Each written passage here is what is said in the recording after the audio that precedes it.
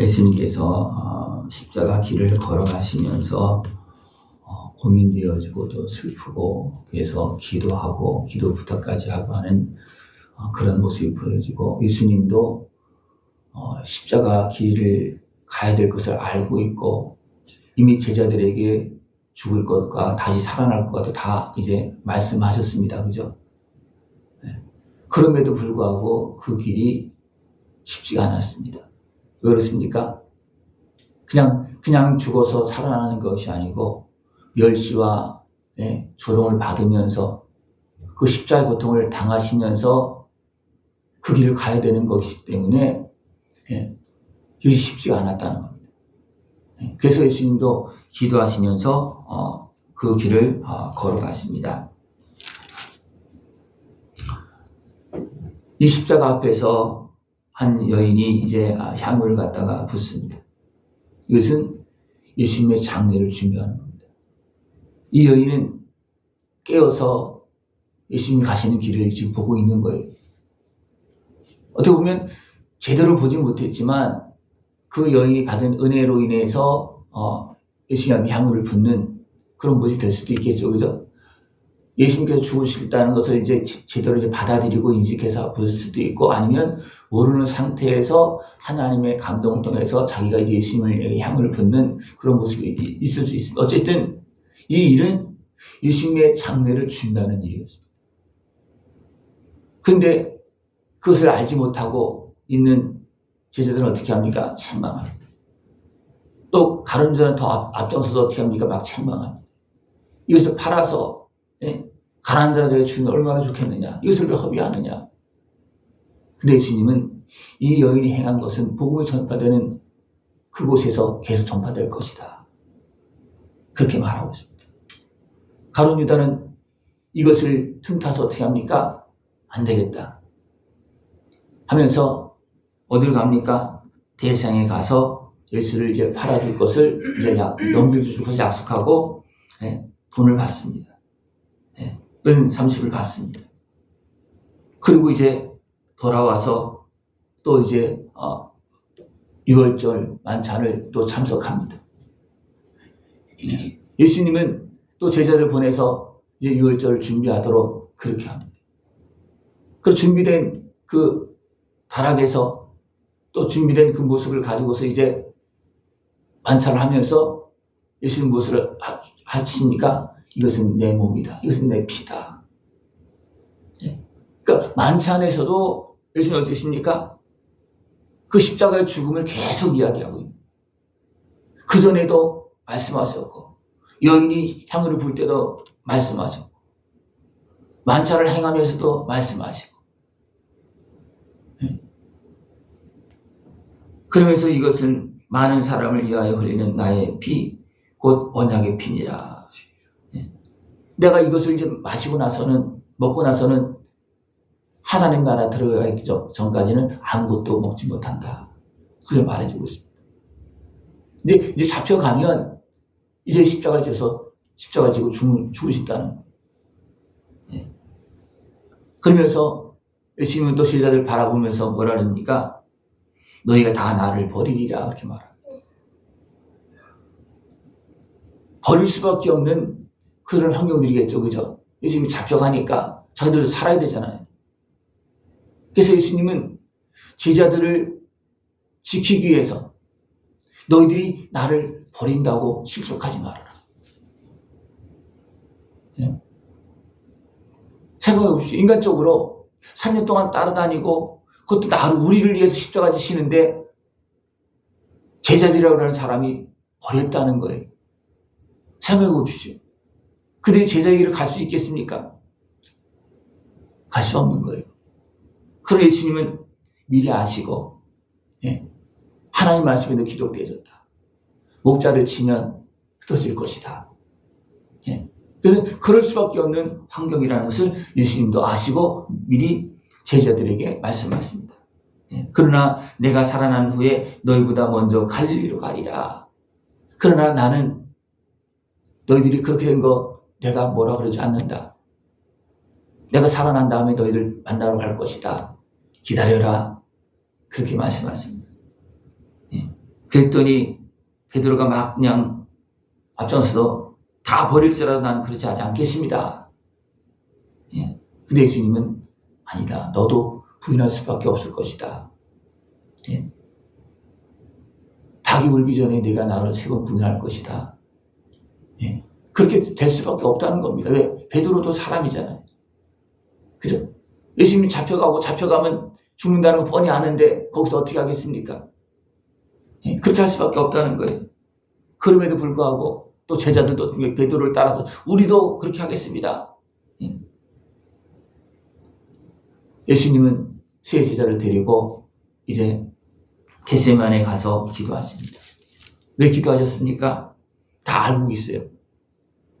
죽으시고 3일 만에 살아날 것도 아십니다.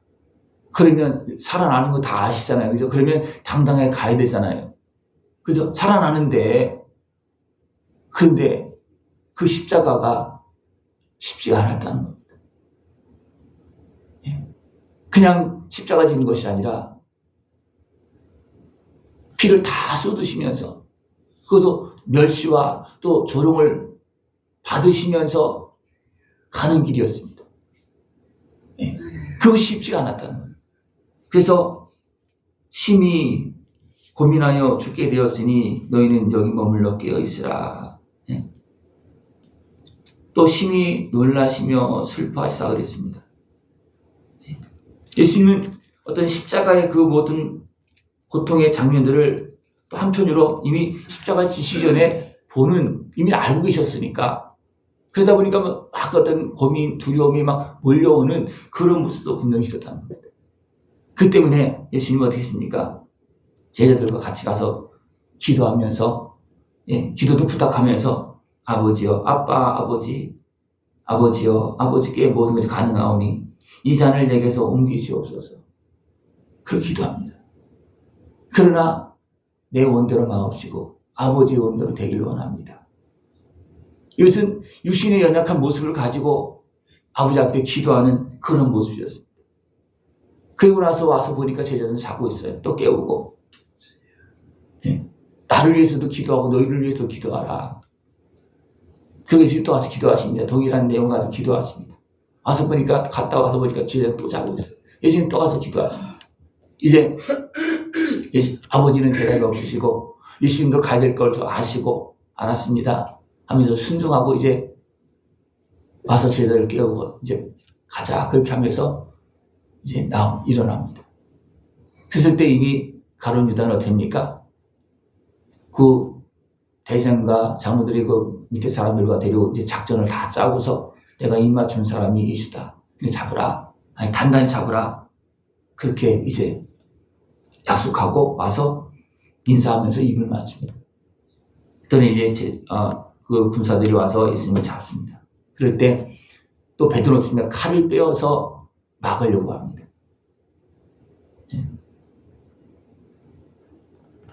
그리고 다른 제자들은 다 도망가고 또 예수님 잡혀가니까 이제 베드로는 이제 멀찌감치 떨어져서 따라갑니다. 또 한 청년은 어떻게 합니까? 배 혼니를 버리고 벗은 몸으로 도망했다. 그렇게 말하고 있습니다. 이해는 됩니다. 그죠? 베드로가 3번 저주까지 하면서 부인하는 것 이해는 됩니다. 그러나 그것은 어떻게 보면 베드로 자체는 어떤 큰 슬픔이고 통곡할 일이었습니다.